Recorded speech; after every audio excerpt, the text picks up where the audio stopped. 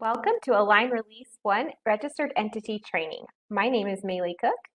And my name is Angela Shapiro. We'll begin today's session by reading WECC's Antitrust Policy. All WECC meetings are conducted in accordance with the WECC Antitrust Policy and the NERC Antitrust Compliance Guidelines. WECC strives to ensure the information presented today is accurate and reflects the views of WECC.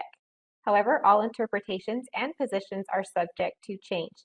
If you have any questions, please contact WECC's legal counsel.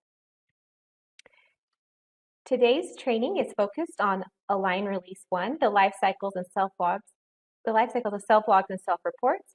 We're going to focus on system functionality and not on user process. The modules will have hands-on exploration at the end of each. And please be sure to use the Align training site. You'll know you're in training because the URL has the initials TRN following NERC in that web address. The training environment is for training purposes only and does not reflect actual non-compliance data, although it should mirror the registrations you would expect to see in the real environment. The fields are designed to capture the full narrative. However, when you're practicing, you can use short responses, and we're really excited to show you the system. Align will go live for our US entities on May 10th, 2021, and that's when they will begin using Align to self-report and self-log. There are a number of resources that we want to recommend at the beginning of our training today. That includes the NERC Align training videos, which we will watch several of. We're using those to help keep our content consistent. There's also the Registered Entity User Resource Guide. You may want to open that while you're going through the training today. We also, as mentioned, will be using the Align training environment, and then the Secure Evidence Locker has its own guide. And here's our first video. Hi, my name is Jeff Shade from NERC, and I'm excited to introduce you to Align. Now, while technically Align is a software tool, that software is really just the mechanism to support a grand vision of a single business process shared across our industry that tracks compliance data through a central hub. And that central hub integrates CORS registration data with compliance monitoring and enforcement activities. You're probably well aware that historically, the regions have tracked compliance monitoring and enforcement activities in different ways that needed to be reconciled together. We've used slightly different terms that need to be translated, and we've used slightly different processes. Align harmonizes those processes. It declares a single language and tracks that data in a universal tool. The efficiency gained here really can't be denied. However, regardless of the benefits, we recognize that change is never fun. Now, that said, I think you'll find that your colleagues in the ERO have built Align in such a way that it requires really only minor changes to the processes you already use and the terms you already know. So, while those are important, the main focus of this course is really on the Align software itself. Now, we'll highlight where we think you'll see changes in process and terms, but these, again, should be relatively few, which should ease the transition.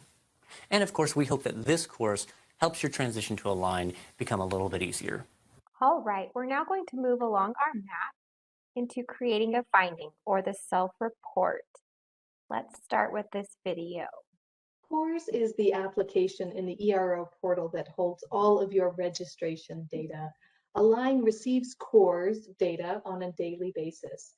It is important to keep your CORS information, such as your registration information and entity contact roles, up to date so that the notices are distributed to the appropriate individuals, and so your entity has all of the correct functions and standards showing up in Align.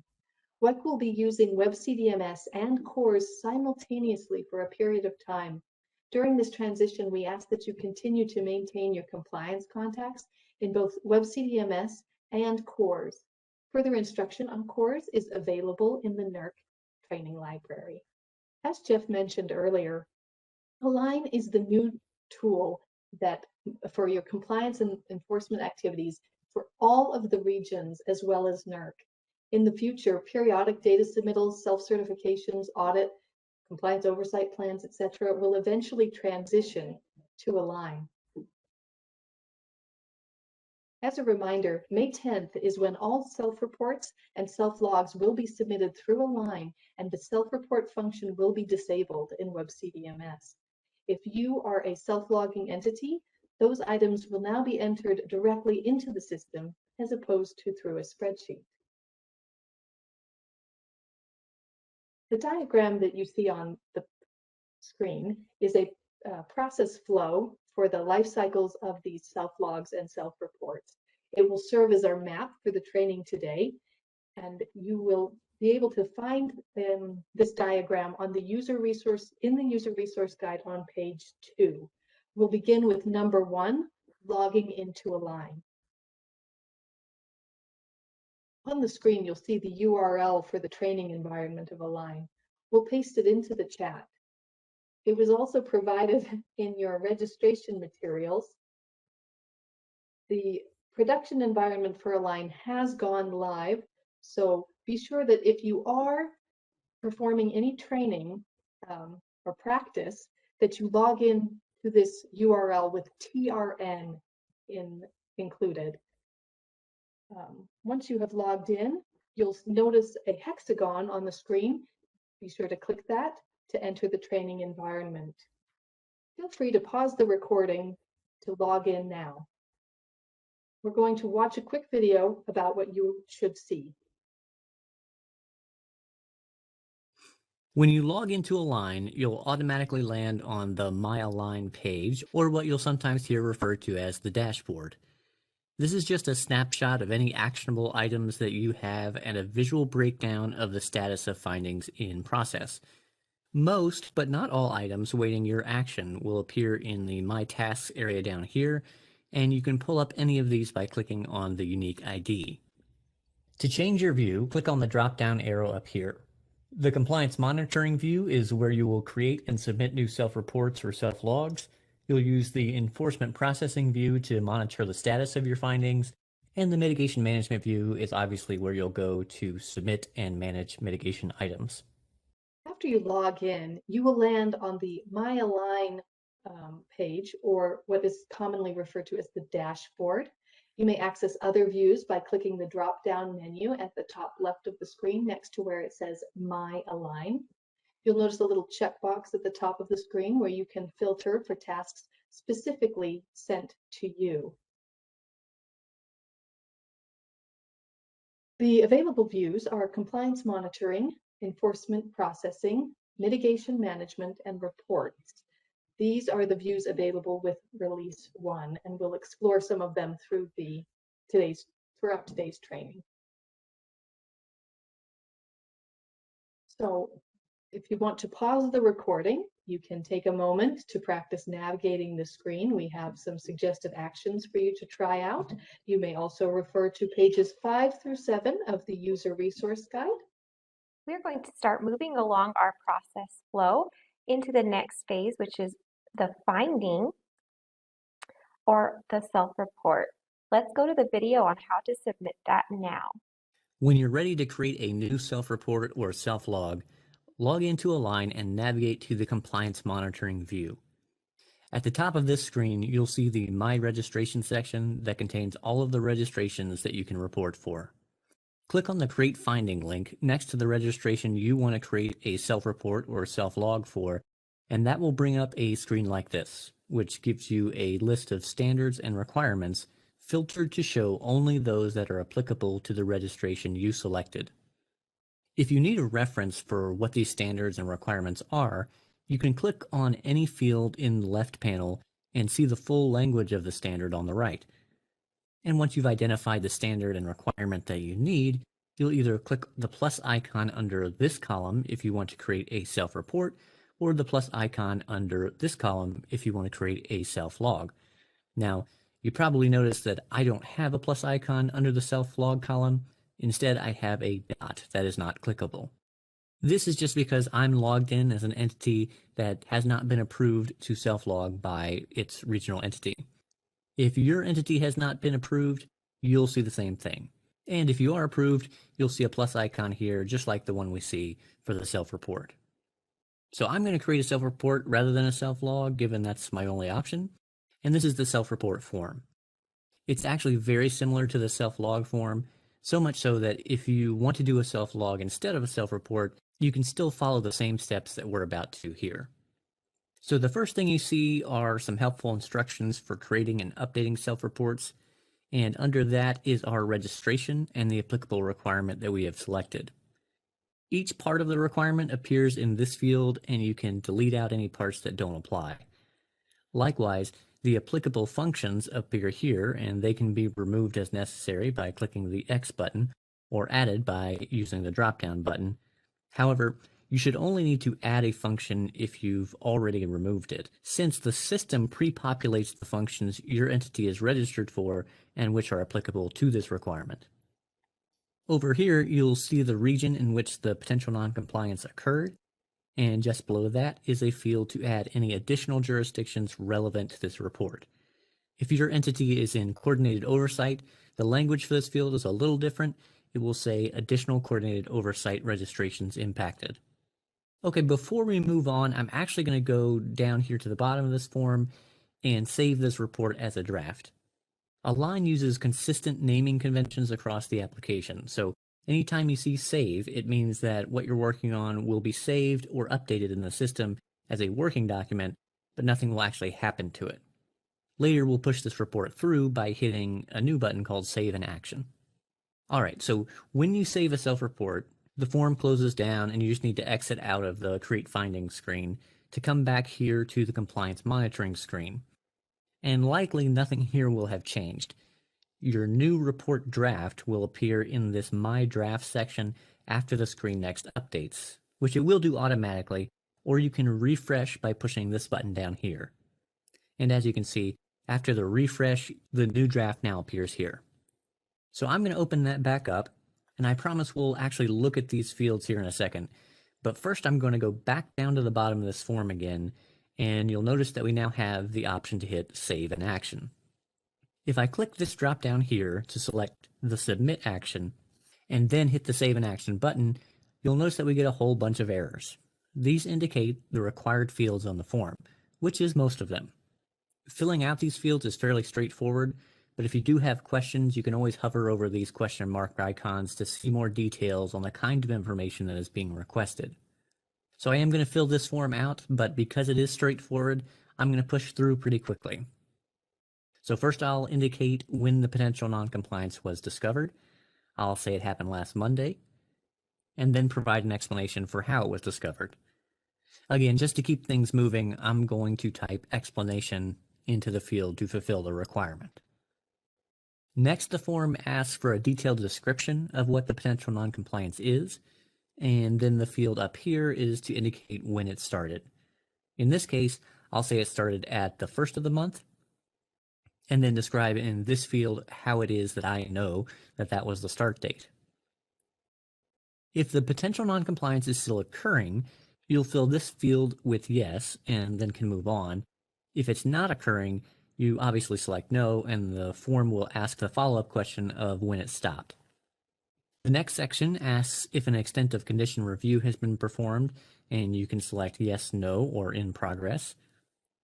And over here, you'll note the causes that led to the potential noncompliance, and move on to the risk and impact section. The next field asks you to rate the severity of the potential risk to the BPS that the potential noncompliance caused or is causing as either minimal, moderate, or serious. And likewise, the field after that asks you to explain your reasons for that rating. And finally, this field asks you to describe how likely the impact to the grid is or was, and this dropdown asks if there was an actual impact to the grid. And the options here are yes, no, or unknown. If you select yes, the form asks the follow-up question of what the impact actually was. Before we leave this section, I want to note that the help text in this section is particularly robust in helping you answer these questions, so please do use that as needed. So that takes care of the required fields. You can add additional notes here if you have them, and you can also add in mitigation information at this time if you have it ready.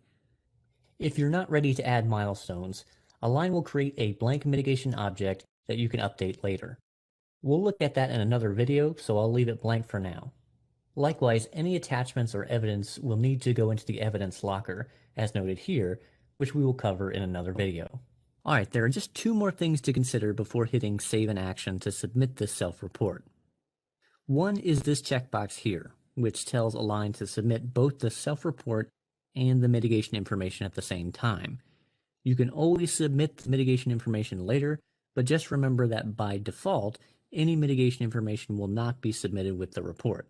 You'll need to proactively check this box before hitting Save in Action if you want them to submit together. The other consideration is this drop-down field that I changed earlier from No Action to Submit. This field tells Align what action you want to take when you hit the Save in Action button below. Now, by default, it is set to No Action, which will throw a technical error if you try to hit Save in Action. And you can actually see a warning pop up here even when I just changed the value. This is Align's way of forcing you to decide what action it is that you want to take. You can either submit this self-report or delete it using the Save in Action button. You can also just update the draft and save it for later, but as we saw, that's done by clicking the Save button down here. In this case, we'll say we are ready to submit, so I'll change the drop-down and hit Save in Action.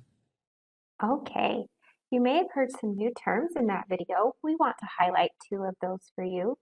The first is finding. That has broader application in Align, where you may have only heard it in the context of an audit. We are going to use it whether it's found by you or found by WECC. The second term is CEA, which stands for Compliance Enforcement Authority. For our region, that's going to mean WECC. However, if you participate in coordinated oversight or are a multi-region registered entity, you may have other CEAs that you work with as well. The form does have validation rules built into it that will not allow you to submit if they are not met. When that happens, the field in question will be highlighted with a red box. You'll also see the red triangle as on this slide. And if you hover over that triangle, it will give you a description of the error, and you can use that to correct your issue. Also, as Jeff highlighted in the video, if you do not select an action, Align cannot move your record forward, and it will give you that no flow evaluates to true error. The simplest way to fix that is to select an appropriate action or to use the save button to just save the record rather than trying to action it. There is a video specific to validation rules if you'd like to watch that outside of this training, and that is video 5, validation rules. There are some things we want you to be aware of when you are creating a finding. The new drafts will appear in the My Draft section after the system runs its own internal refresh. If you don't want to wait for that refresh to happen, you can click the little refresh button at the bottom of the screen, and that will push that forward right away. You need to save your forms before you exit or you'll lose all the information, so that's just good practice to get into. When you're working with the self-report form, you can hover over the question mark icons to see more details on the information that is requested for that field, and they are particularly robust, so you have lots of help on that form. One of the changes with Align is that we are going to be using a secure evidence locker, so any attachments or evidence you have for your self-report will need to go into that secure evidence locker. With Align, you have more flexibility around your mitigation reporting. You can provide that with your self-report, or you can even just enter in the milestones and have the system save that as a draft. Or if you don't enter anything at all, you'll get a draft record. If you are ready for WECC to review your mitigation at the time you submit the self-report, you do have to proactively check the box. Otherwise, it will just go in as a draft. We have a short quiz for you here. Go ahead and jot down on a piece of paper or mentally make note of what the answers are. We'll give you just a second to read through those. All right, we have the answers on the next slide. We'll go to that now. So just want to talk through a couple of these concepts. The first two deal with your registration and your login. And if you have set up your CORS and your ERO portal account correctly, you should be able to see all your registrations and be able to access all of them through a single login. Number 3, the mitigation milestones can be submitted with a finding in Align. That's one of the new features of Align. Number 4, Align will reject your report and display an error if your PNC start date is later today's date. That's true, and so is the one after that, that both of those questions relate to the validation checks that the form runs. Okay, hope you got 100%. It is now your turn to practice creating a finding. We've got the basic instructions here on the screen. You want to be sure you're in the training environment. Also, you may want to note the unique ID for the record you are working with, just so you can continue to use the same one throughout your practicing. And then we have the more detailed steps referenced on the bottom here. That would be pages 8 through 20 of the user resource guide. And you can always refer back to videos 4 and 5. And feel free to pause the recording at this point to practice this. We are moving along our map to the CEA review phase. During this time, you can let WECC know of any updates to your self-report that might not have been known at the time of submission. If you need to add information to or expand the scope of a self-report after you have submitted it to your CEA, you can do that through the Enforcement Processing view, so I'll navigate there now. Before we look at how to do that, though, just as a reminder, notice that down at the bottom of this screen there's a version of that initial process flow that we looked at. Remember that this first step, called finding, is Align's way of referencing any way that a potential noncompliance may enter into the system, which includes self-certifications, spot checks, audits, compliance investigations, periodic data submittals, and of course, our self-report or self-log. The next phase in this process is the preliminary screen, which is the phase that the self-report we just submitted should be in. Okay, so to find the self-report that we want to add a note to, we can take advantage of Align's filtering features. This table functions much like a filtered Excel worksheet, where you can sort or filter each column by hovering over the column title of the column that you want to search and clicking this drop-down arrow. Now, this list is so short, the easiest thing might be to just sort descending by date submitted, so that the report we just submitted moves to the top of the list. For longer lists, though, it's very helpful to use the filter function to narrow down your options. So, for example, I can reduce this list to only SIP standards by going to the standard column, choosing filter, and entering in CIP. Now, only the PNCs related to SIP show up in my table. And I can remove this filter simply by clicking on the filter option again. Alright, so the self-report we just submitted is still at the top because the table is still sorted descending by submit date. And you can see that, as expected, the finding status is preliminary screening. The next column over is the send update column, and you'll notice that depending on where the PNC is in the overall process, you will or will not have the ability to send an update.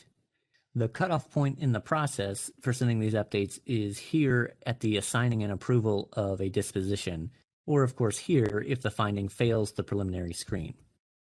To add the update or scope expansion, just click the plus button and fill out the information that you want to add into the fields that correspond to the type of information you're adding.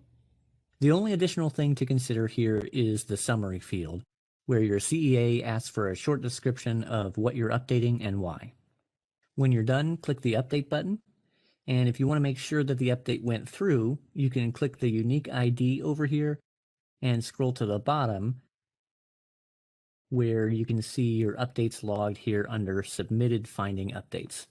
Updates can be provided while WECC is still performing its review of the self-report. We also want to briefly touch upon the filtering features that Jeff highlighted in the video. On most of the pages in Align, you may hover over the columns to sort and filter. Feel free to pause the recording now if you'd like to practice updating your finding. You may refer to pages 21 through 24 of the user resource guide, or go back and rewatch the video. We are going to cover what to do when WECC sends a request for information, or RFI, for your findings. These will come while your finding is under review with WECC. In WebCDMS, these were referred to as data requests. The RFIs are the same thing with just a different name. Let's watch a video on that.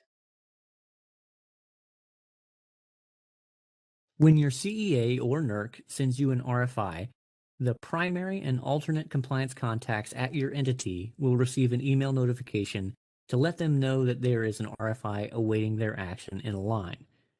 And once you log in, you'll see a new RFI for the finding with the status awaiting your response on your dashboard.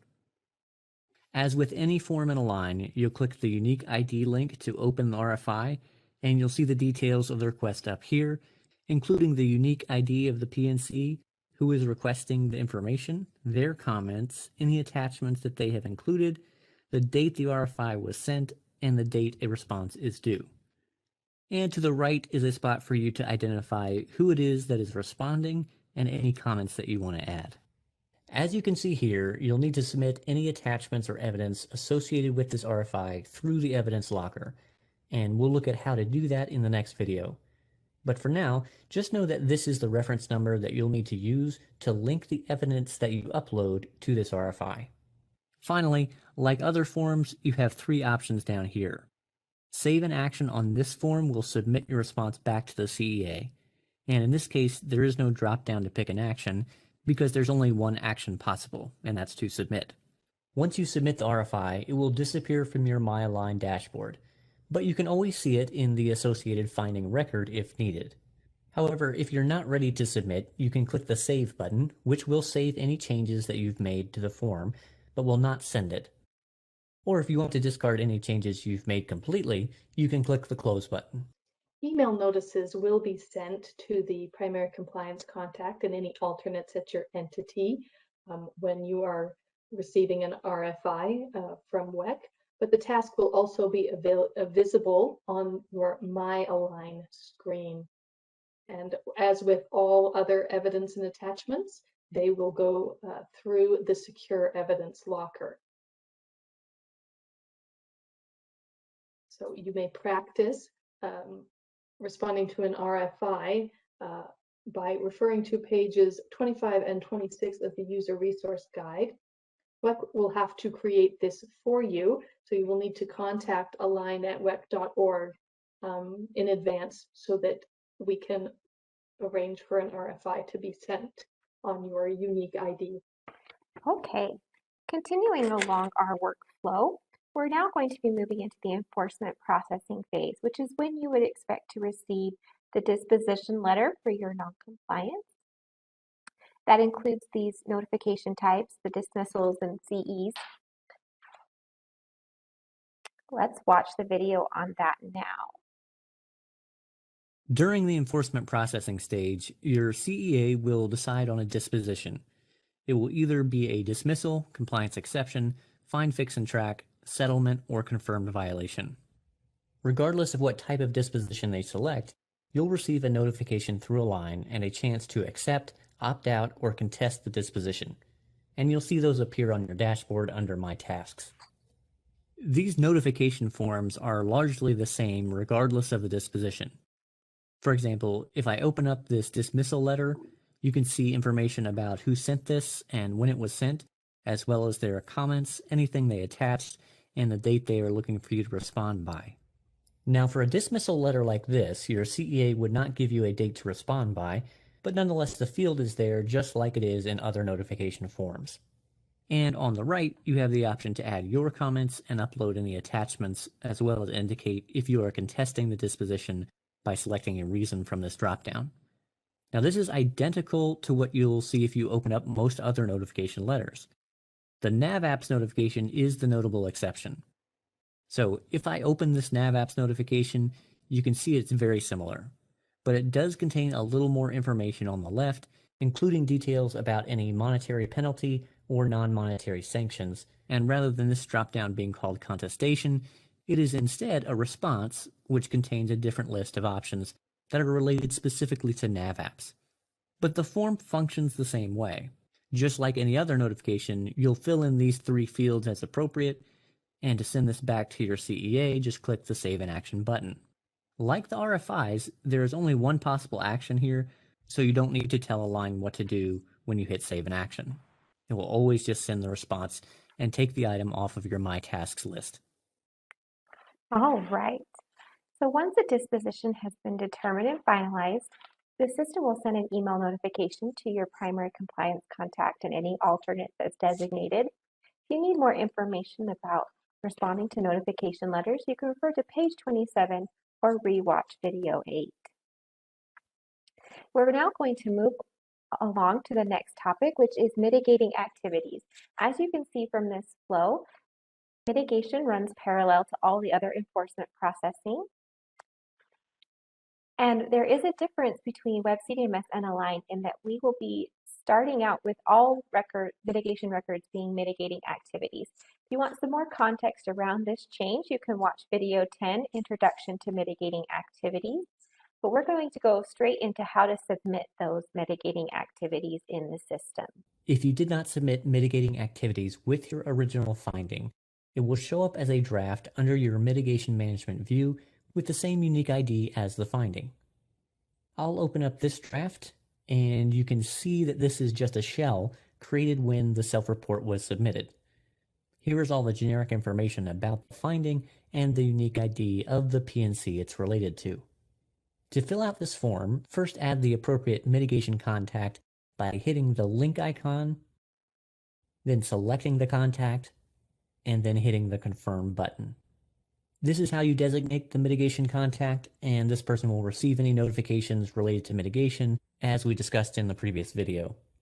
So then in this next text box, you can add a description of any interim risk reduction measures you are taking, and finally down here is where you add your mitigation milestones.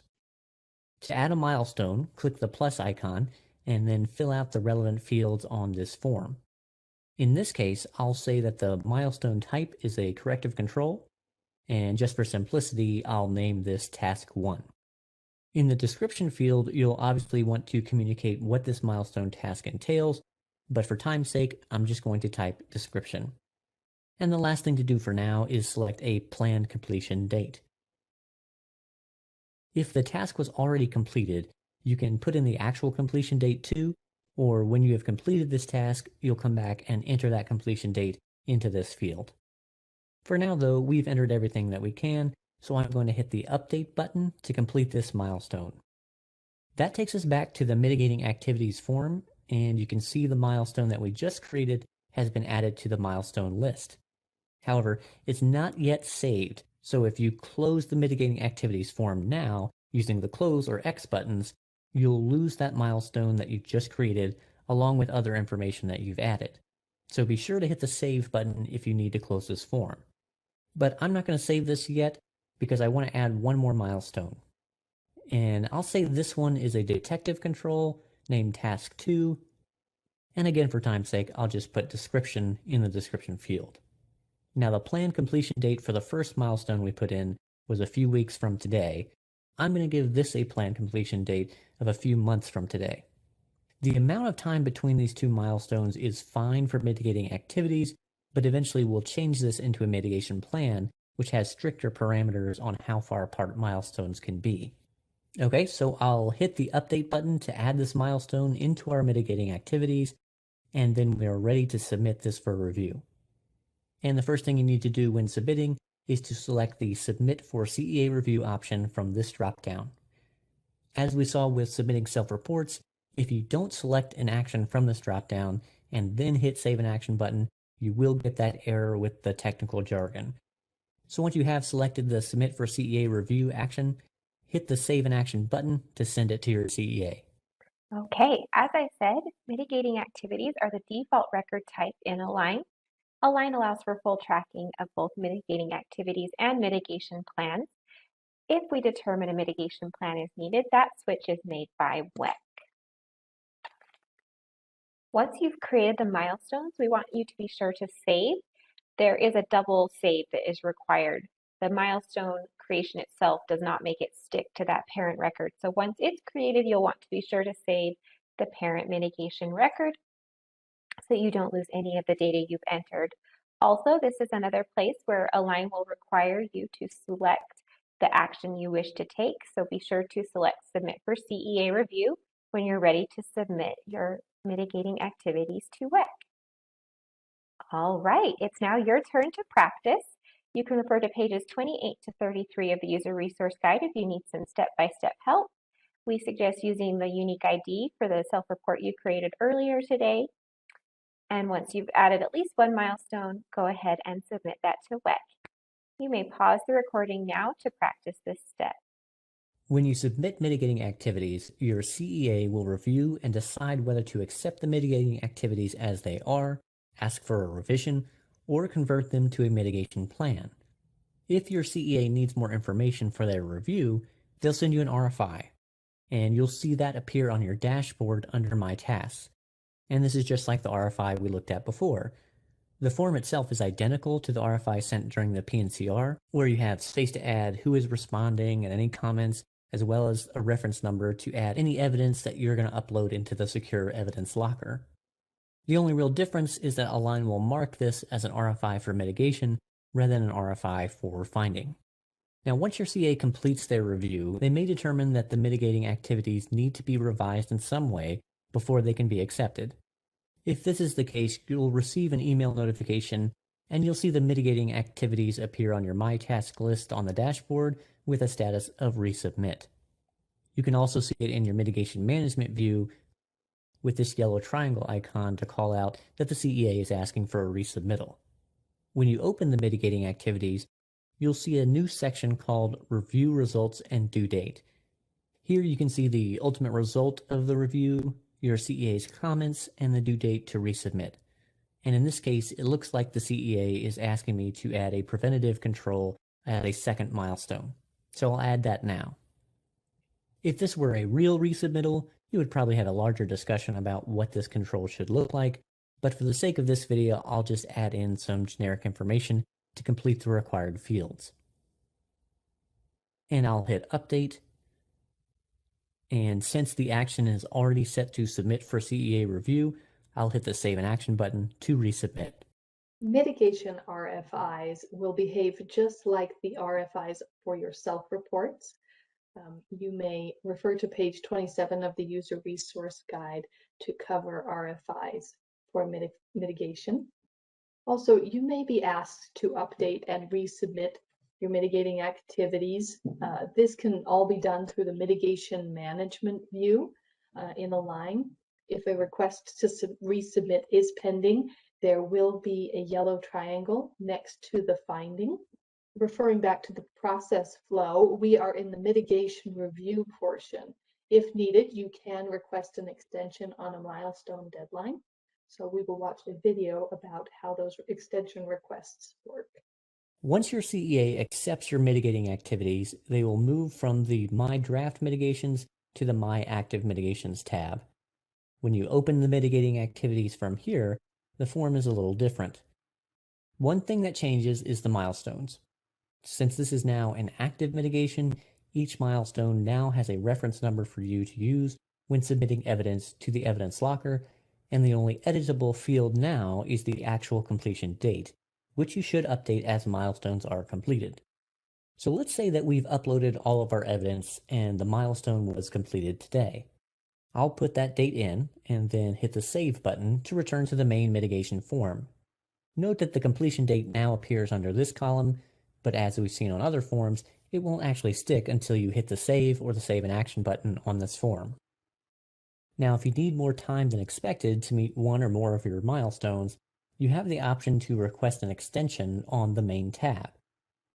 So you can see that as you highlight a mitigation in the top panel, the related milestones for that mitigation appear in the bottom panel, and each of these has a plus button in the Request Extension column.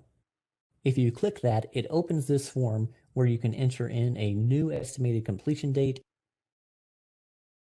and provide an explanation. When you're done, click the Update button, and that will send the request to your CEA. The CEA ultimately has the ability to accept or reject the extension.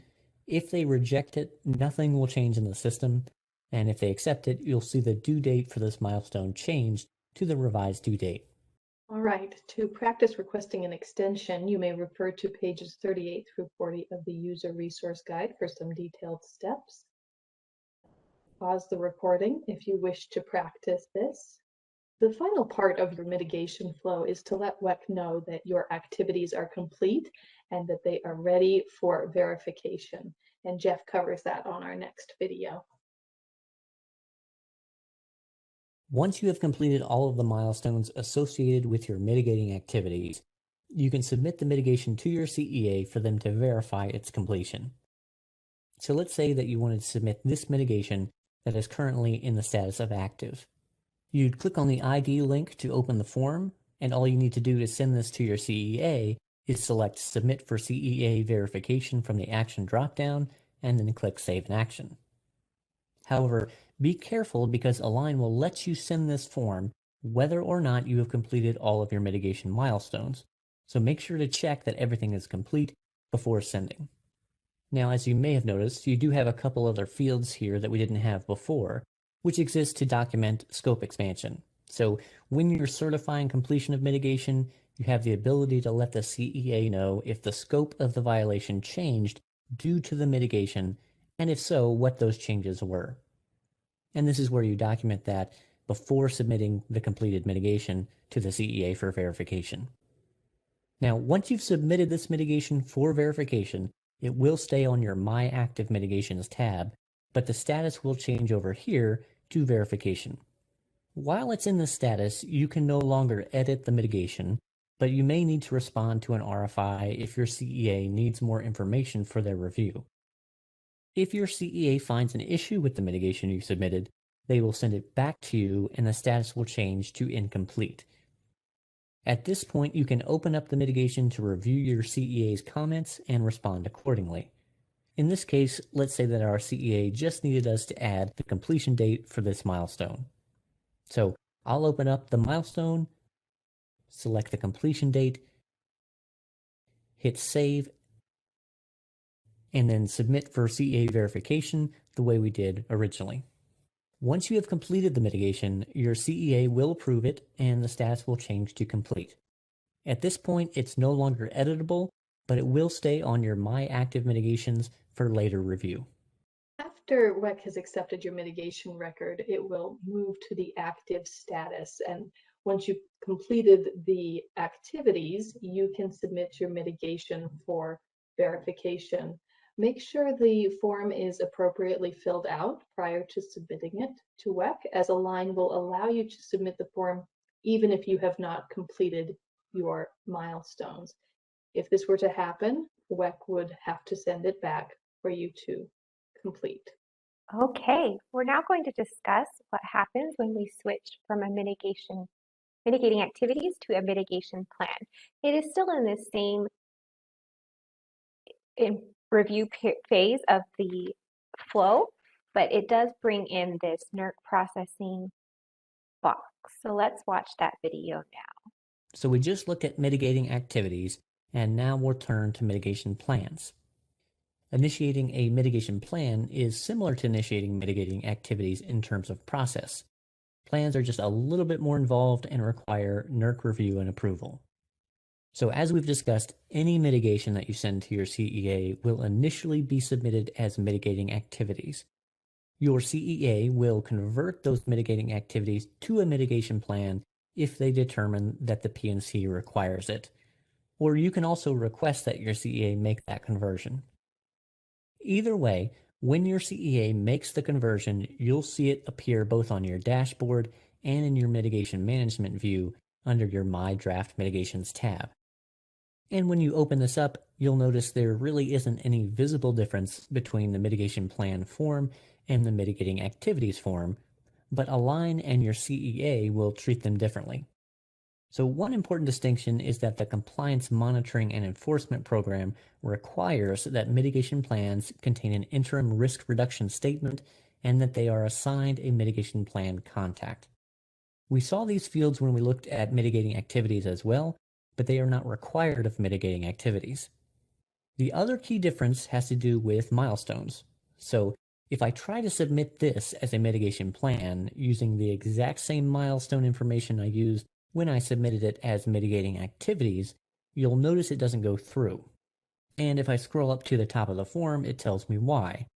According to the rules of procedure, a mitigation plan cannot have two milestones more than 3 months apart. So again, the form is exactly the same, but Align is now applying different rules to it now that it's marked as a mitigation plan. And to fix this, we just need to add more milestones in between the two that we have to bridge the gap. And I'll do that now. Not surprisingly, this process is the same as adding milestones to mitigating activities. So after I select my type, name, description, and completion date, I can hit update and that will take me back to the mitigation plan where the milestone has been added. Just as a reminder, if you close the form at this point, you will lose the milestone that you just created, so be sure to either save the form by clicking the Save button or submit this using the Save in Action button.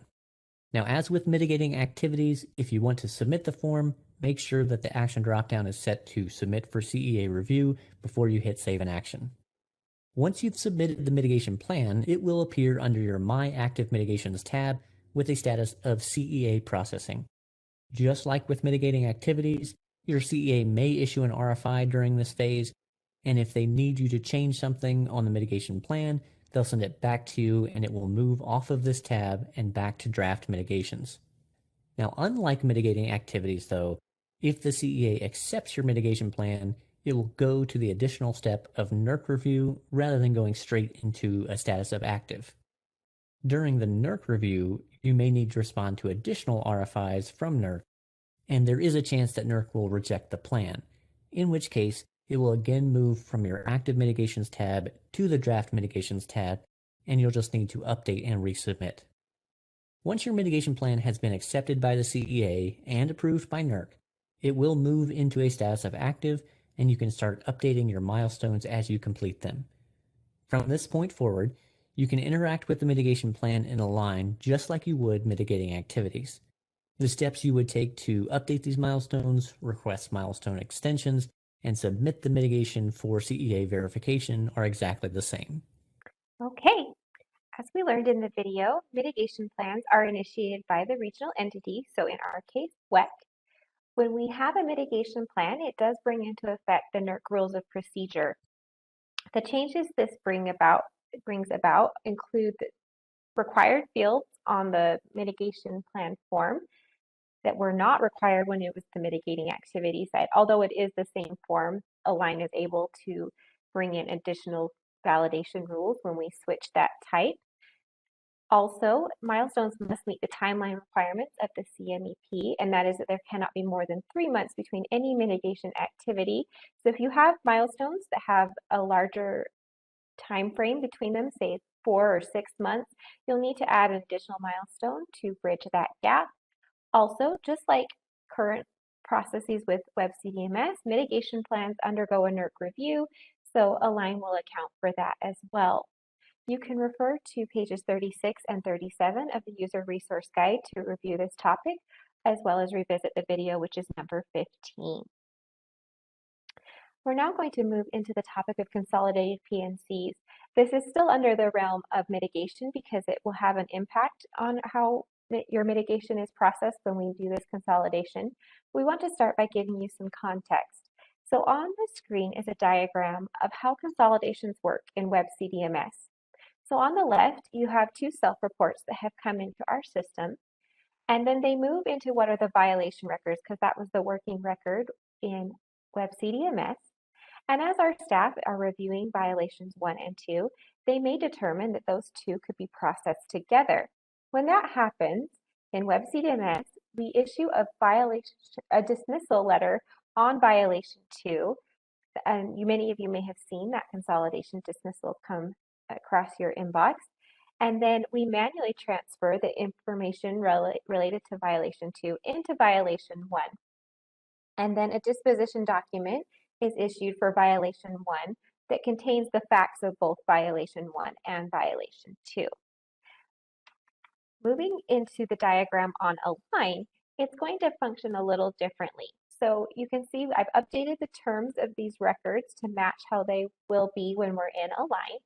So we have finding 1 and finding 2 come in on the left. They move into what is called the PNC record, or potential noncompliance. So as we're reviewing those PNC records, we again may determine that they can be handled together, that they could be consolidated. The next record type in Align is the enforcement action record. So you see that here spelled out, but also you'll hear it called an EA. The EA can behave like a folder and can receive as many PNCs as we want to put into it, which is really great. That allows us to do a really simple consolidation that doesn't require that dismissal letter any longer. So with Align, you'll receive one disposition document for the EA that includes the facts of all included PNCs. The reason we're talking about this in the mitigation section is while Align easily consolidates PNCs into EAs, an EA can only have one mitigation record associated with it. So when we do this consolidation, we may have to do a further review of your mitigation to make sure all relevant milestones are included in that active record. We do have a video from NERC to explain this further. We have now looked at mitigating activities and mitigation plans as they move from a draft mitigation through the stages of active mitigations to completion. But we have not yet mentioned this final tab called Consolidated Mitigations. So to understand what the consolidated mitigations are, you need to know a little more about the flow of data through Align. Now, we've looked at creating findings and submitting mitigations for those findings, and we've talked a little bit about the preliminary screen and PNCR process, but the consolidations happen later in the data flow during the enforcement processing part that we have not talked about in detail. So let's say that this is a finding that you created in Align, and this is the mitigation associated with that finding. Once you submit that into the preliminary screen, technically speaking, Align will create a copy of the information in the finding to create a potential noncompliance or PNC record.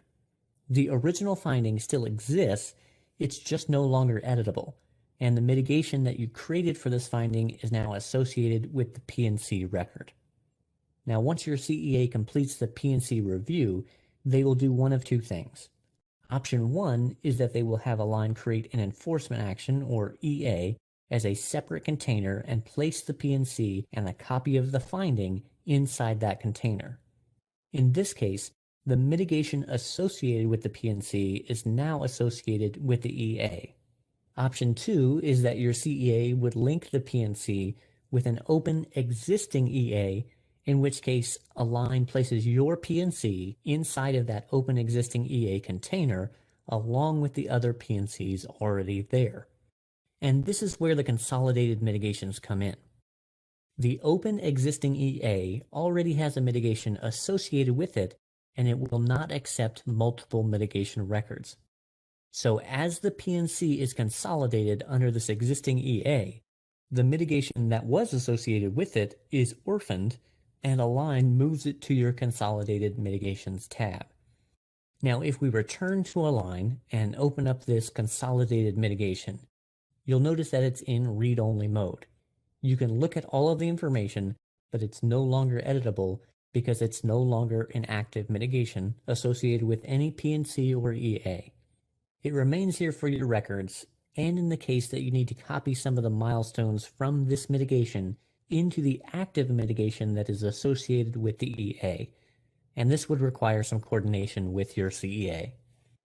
In this case, I happen to know that the active mitigation is this one under My Active Mitigations, so I'll open that up and review the milestones.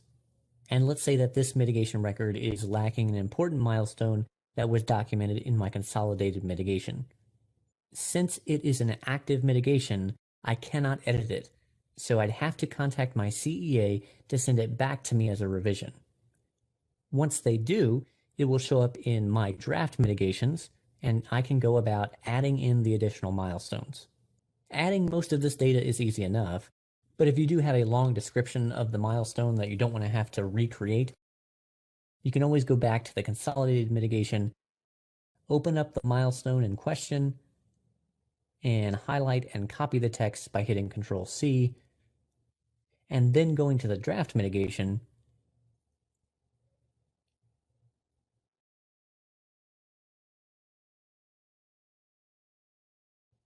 adding a new milestone, and hitting Control-V to paste it in the description field. Once you've merged all of the necessary data from the Consolidated Mitigation into the mitigation associated with the EA, you can select the Submit for CEA Review action and click Save an Action to send this back to the CEA. And at this point, you would process it like a normal mitigation. Okay, we have another moment for you to pause and check your knowledge. We have two questions for you, a multiple choice and a true false. Also, if you need to review this topic, the resources for that are referenced on the bottom of this slide. I'm going to go ahead and advance to the next slide and we can review the answers. So, for question number 1, the answer is D, all of the above. Consolidated mitigations are read-only, inactive, and retained for copying or later reference. And number 2 is true. If an active mitigation must be edited, it will have to be set to draft by the CEA.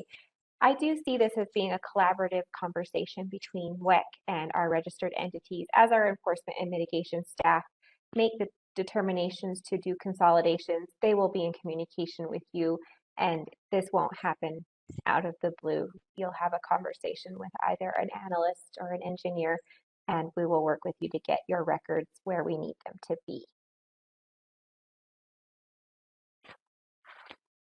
All right, we will now cover the Secure Evidence Locker, or SEL.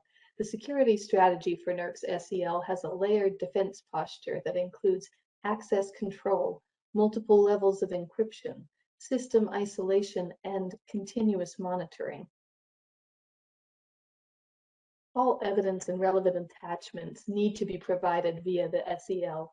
By design, there is no direct connection between the SEL and the line. However, you'll use the reference IDs generated in the line when you upload all of your evidence and attachments to the SEL. Entity access to the SEL is limited to the upload form, which ties back to that security posture.